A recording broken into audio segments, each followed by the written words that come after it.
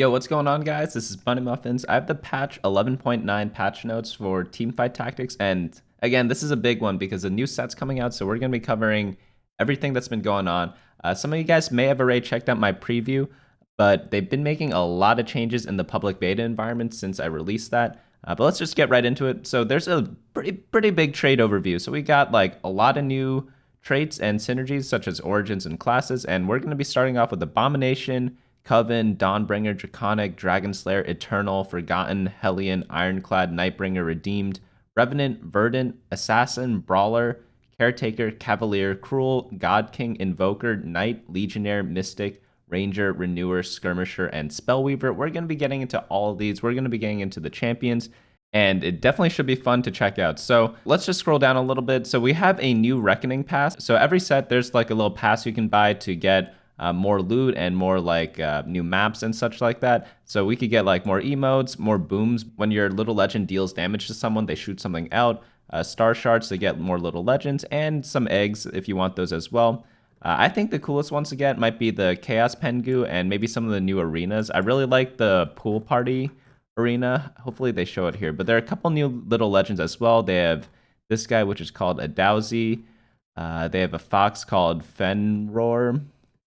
And then they have a Nimblefoot. I don't know what animal this is, but maybe someone knows down in the comments. But yeah, there's like a cool, like, I don't know why, but there's like a pool party theme. So we have Chunk in a surfboard, and let's look at the new arena. It looks like this. It's pretty cool. That's the one I've been using at least. So maybe you guys like this one. Maybe you guys like this one more. Let me know which one you guys are using in the comments below.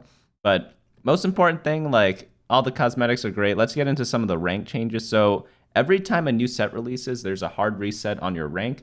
So right now, that's going to be, everyone's going to be starting Reckoning in Iron 2. That is a pretty big difference. So even if you're a challenger, even if you're like gold, you're going to be you're going to be back to Iron. So that's all good. You get 5 provisional matches, and you gain a lot of LP in these games. So if you win like all 5 matches, you're going to be probably in like Platinum, I'm thinking. And then after a couple more games, you get to Diamond, Master, whatever. That's assuming if you like win every match. Not everyone does that. So the ranking system, after maybe like 50 games, it'll place you into where you probably belong most likely. Maybe it takes 100 games. Last thing I want to touch on here is competitive play in Hyperroll is going to work a bit differently. Everyone will start in the gray tier and progress throughout a color system, climaxing in Hyper tier. For more information, we could click here. And we can read this later. I think I covered this before, but essentially it's just like a different ranking system. But like you don't get like challenger or any cool border, but you do get to say like you're the best in Hyperroll, for example. So let's scroll back down to where we were before. So mechanics. So in set 5, one of the mechanics is they doubled the amount of items in the game. So these are called shadow items, and essentially they are items that are like clones of all the existing items, except they have a little twist. They have a little bit more power. Or in general, they have a little bit more power, but they have a downside to them. So we'll get into more of those later. And they did add a new stage called the Armory. And this is pretty much like a new shop where you can just select an item from like 3 or 4 choices or 2 to 4 choices. And yeah, you just get to pick your item. So it adds more consistency to the game. And it's pretty cool in my opinion so far when I've been playing it. So for systems, they changed unit movement a little bit. They made the AI a little better. They changed mana regeneration. So before, when you took a lot of damage, you gained a lot of mana, and this was all from pre-mitigation damage. But now they changed it to 1% pre-mitigation and 7% post-mitigation. So it's not as good as before if you're on a tanky unit. I think it's like still ends up around being like something similar. But yeah, before you could just build a Bramble Vest and get like a ton of mana, but now you can't do that anymore. I mean, you'll still get mana if you put a unit on the front line, but just nothing crazy like how it was. So now ability item and convention updates. So attacks range is now calculated in hexes. I don't know if you guys knew, but when you right click a champion, you could see their range, and they had a lot of like random numbers there before for the range, but now it's just 1, 2, 3, 4. Spell power has been named to ability power. All physical damage can now critically strike or be dodged. Before, that wasn't always the case. They had to like patch it in or manually fix it every time, and all active abilities can now be blocked by Trap Claw. I really like these 2 changes. That was probably more of a code change that allowed this to happen. And they also updated the items. So now onto the shop card glow. This one's pretty important too. This one's like a visual UI update. So if you are rolling down very quickly, A champion will glow if you already own a copy of it in your shop, so you'll know to buy it. It's a little bit confusing to get used to at first, but once you get used to it, I feel like it's pretty good.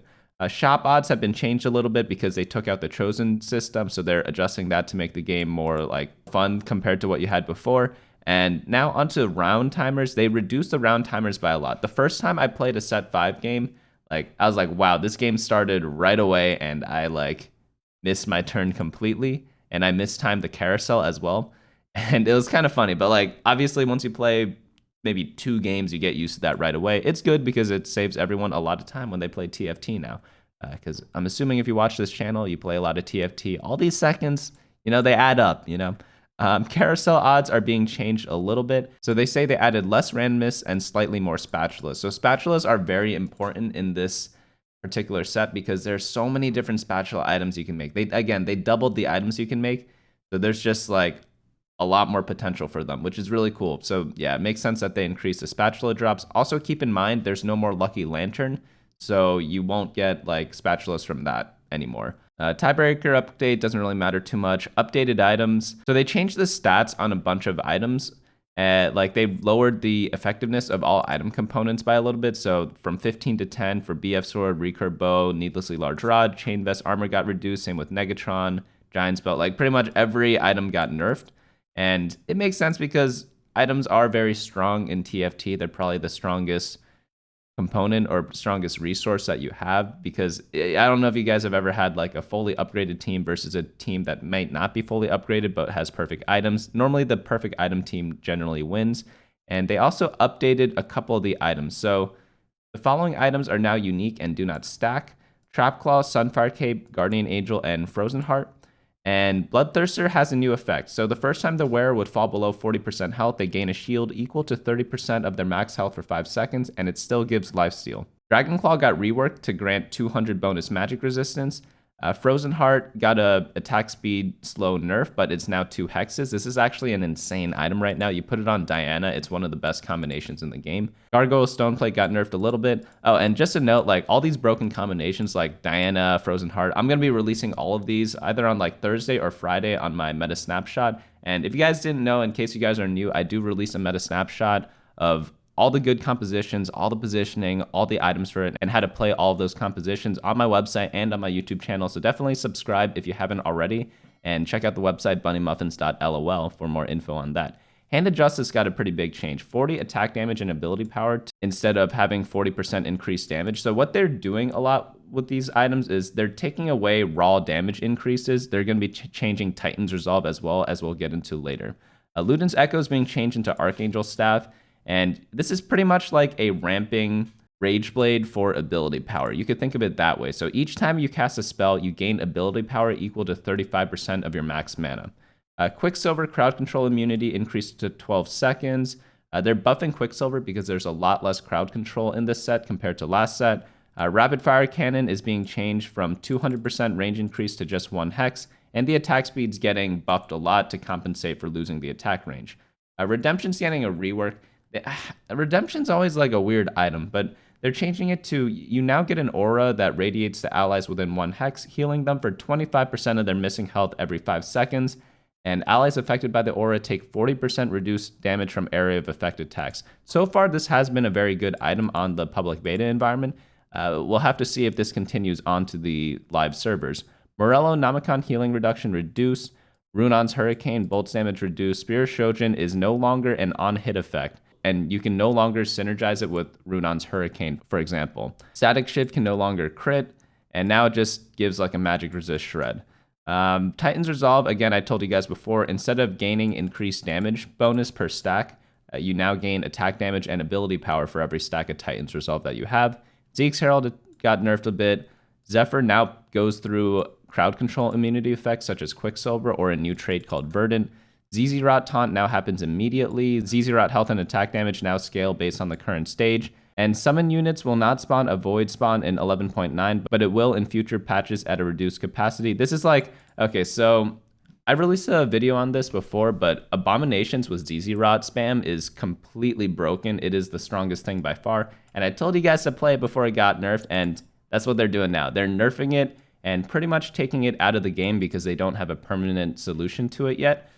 So I guess once they come up with a solution to the abomination monstrosity, it literally was a monstrosity. They're just like removing that interaction from the game for now. So now onto the shadow items. And I think that's fine, by the way, because like if they don't have a good solution, yeah, just take it out of the game till they figure it out, because there's not that much time between when they found out of how broken it was to the live release. So now onto the shadow items. Sacrificial Infinity Edge, you get more critical strike damage compared to the old Infinity Edge, but you take damage every time you crit. So you lose 3% of your max health every time you critically strike, which would be every auto attack. So it is a little funny to see. Dark Shroud of Stillness, it shrouds both you and your enemy. So it shoots a beam forward and backwards to your team, and it affects everyone, but it reduces cast time by 65%. So this is really strong if you have like a lone unit on the opposite corner. So if you're like your team's bottom left, their team's top right, this is a very effective item because you just put your Dark Shroud of Stillness on the right side and it completely destroys them. Trickster's Glove, this one is one of my favorite items of the set so far. It essentially is Thieves' Gloves, but you get 2 full shadow items every time instead of a random component. So I think it's actually better than the regular Thieves' Gloves. Vengeful Trap Claw is pretty interesting. It blocks the first ability that hits the holder, and then you teleport to the caster, and they pretty much 1v1 each other, and they deal a lot more damage to each other. This one's very interesting to look at. Caustic Quicksilver, you are immune to crowd control for the entire combat, but you have less maximum health at the start of the game. Next up is Final Last Whisper. This one reduces both armor and magic resist, but your own armor and magic resist are also reduced. Sacrificial Gauntlet, this one's the Shadow Jeweled Gauntlet, and this one you gain a lot of critical strike damage, but after you cast your ability, you lose 15% of your max health. Hand of Vengeance, this one's a little confusing. So you get the same Hand of Justice bonus, you get both of them, you get both the attack damage and ability power, along with the healing, but your bonuses expire after each takedown and renew on the next one. So it's kind of on and off, on and off, on and off. Spectral Spear of Shojin, the holder's attacks restore 14 mana on hit, and the holder deals 20% less damage. So this is really good on crowd control units instead of building the regular Spear of Shojin, because, well, you don't care about damage if you're just crowd controlling a bunch of people, but you gain a ton more mana. Dark Frozen Heart, this one reduces attack speed by 50% instead of 35%, but the attack speed of allies within 1 hex is also reduced.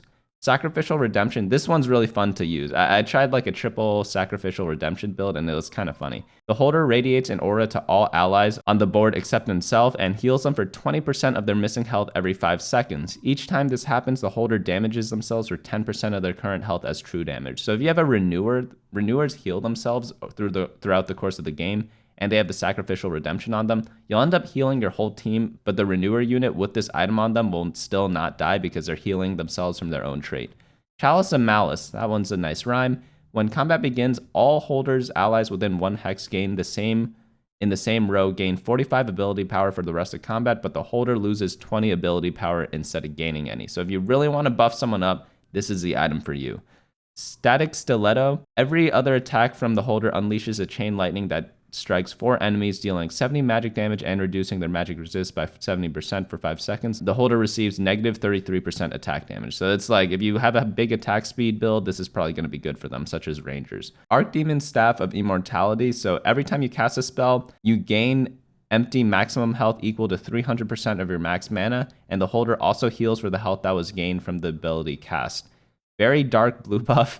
After casting an ability, the holder gains 15 mana. If the holder has less than 60% health, this is increased to 50 mana, and that could be making some insane combos if you are low health without a heal. Hextech Gunblade of Immortality, this one's a little weird. So instead of healing yourself, you heal nearby allies, and yeah, it's like you just don't heal yourself. So you want this on a high damage unit that doesn't take any damage. Locket of the Silver Lunari. When combat begins, the holder and all allies within 2 hexes in the same row gain 60 bonus armor and magic resist, but 5 less mana per attack. So if you don't care about your spell, this is probably a good item to use. More Evil Nomicon. This one is like super cool in my opinion. When the unit deals magic damage with their ability, they burn the target, dealing 100% of the target's max health as true damage over 25 seconds, and reduces healing by 50%. However, the holder's ability damage deals 50% less damage. Ionic Dark Spark. Enemies and allies within 2 hexes are zapped when they cast an ability, taking magic damage, scaling with their maximum mana. Enemies take 200% of their max mana, and allies take 100% of their max mana as damage. When an ally or enemy is zapped, the holder gains 5 ability power for the rest of combat. Gwynsu's Sacrificial Rageblade. This one's really fun to do. It has like a super big attack speed buff, but you lose 2.5% of your max health every time you attack. So you can imagine if you have like capped attack speed, you're going to be hitting yourself a lot. So Rabadon's Caustic Deathcap, you just get a ton of ability power, lose a little bit of health. Caustic Deathblade, you gain a lot more attack damage, but you lose 20% of your max health. Fallen Guardian Angel, you get 80% of your health when you revive from Guardian Angel's effect, but your attack speed is reduced by 50% for the rest of combat. So this is really good on champions in the front line where you don't care about their attack speed, such as Morgana, because she's a spellcaster. She's going to get her cast off, she's going to respond with full health or 80% health, but you don't really care about the downside. Zeke's Bleak Herald, this one's fun to use. So instead of Zeke's buffing the row that it normally does, it sucks up the attack speed of your teammates and gives it all to one unit, who is the holder of this item. So it's really good on attack speed reliant champions such as Nocturne. Risk Thirster is pretty much just Bloodthirster, but you take 33% of your max health and damage at the start of combat, but you do end up healing it back up really, really quickly. Evil Giant Slayer, this item has been really good so far. Your abilities and attacks deal 50% bonus damage, and if the target has less than 1100 maximum health, the holder's abilities and attacks do 15 decreased damage instead. Titan's Revenge, every 3 seconds, the holder's next basic attack deals 25% of the total damage they've taken since the last empowered attack is true damage. So if you have a really tanky unit, like they tank everything, they just do one auto, they're going to be doing like 3,000 per auto. Unstable ZZ Rot, this is ZZ Rot, but when it respawns, it explodes and deals a bunch of damage. Runon's Hurricane, it no longer works with on-hit effects, but you fire 2 bolts instead of 1. Eclipse Cape, every 1.5 seconds, a random enemy within 3 hexes is burned for 25% of their max health over 10 seconds. Any healing they receive is reduced by 50%, and the holder is burned for 4% of their max health every second, and any healing they receive is reduced by 50%. The new Warmogs, you gain a ton of health, but you lose 100 health per second as true damage. This one's pretty fun. You definitely want it on a renewer, in my opinion, because you need to be healing up. Or if like someone has like a ton of lifesteal, maybe it could work as well. Turbulent Zephyr, this one's crazy. So you Zephyr the enemy for a much longer duration than normal Zephyr, but you also Zephyr the unit that you have it on equipped on. And once the enemy comes back, they gain attack damage and ability power. So this one is like go big or go home. I think it's actually really strong because taking someone out of the fight for 8 seconds if it's their primary carry is super, super strong. Gargoyle Stoneplate of Immortality, the holder heals himself every 2 seconds for every unit targeting them. Refracted Bramble Vest, gain 200 armor. Refracted Dragonclaw, reduce incoming magic damage by 15% and negates bonus damage from incoming critical strikes. Rapid Death Cannon, this one's pretty cool. You gain 1 hex of attack range, but you gain 40% bonus attack speed. And when there are no enemies near you within 2 hexes, you double the attack speed. I added that last bit because I think there's a typo here that they forgot to include. And also, yeah, you can't miss when you have this item. So now onto the Spatula items. So Glove makes Assassin Spat, Sword makes Skirmisher Spat, Chain Vest makes Ironclad Spat, Force of Nature is the same, Tear makes Renewer, Rod makes Spellweaver, Negatron makes Redeemed, Belt makes Dawnbringer, Attack Speed makes Legionnaire. And then for the Chaos ones, this is like all the evil shadow items. You use either like a Shadow Spatula or a regular Spatula with a shadow item, such as a Chain Vest. Chain Vest makes Abomination, Glove makes Cavalier, Tear makes Coven, Sword makes Forgotten. Force of Darkness, Evil Force of Darkness, this one's really cool. They didn't actually mention this before, but you gain 2 unit slots instead of 1. But you take double damage when you lose a round, which is like really go big or go home, 1st or 8th, you know? Rod is Dragon Slayer, Negatron is Revenant, Belt is Nightbringer, and Bow is Hellion. These do make sense and are straightforward once you get used to them, but this is a lot to take in, so definitely like try to look at this list as you are playing the game and have it up. But yeah, that's pretty much all the changes, guys. Again, if you guys want more information on like the specific traits and champion abilities, I already made a video on that, which you guys can check out on my channel. I'm going to be coming out with a hyper roll guide. I'm going to be coming out with a brand new beginner guide. So if you do have a friend who like has never played TFT before and they want to get back into TFT or start playing TFT in this set, that video is going to be for them. So definitely look out for that. And of course, tier lists every Friday here and on my website. And I will see you all later.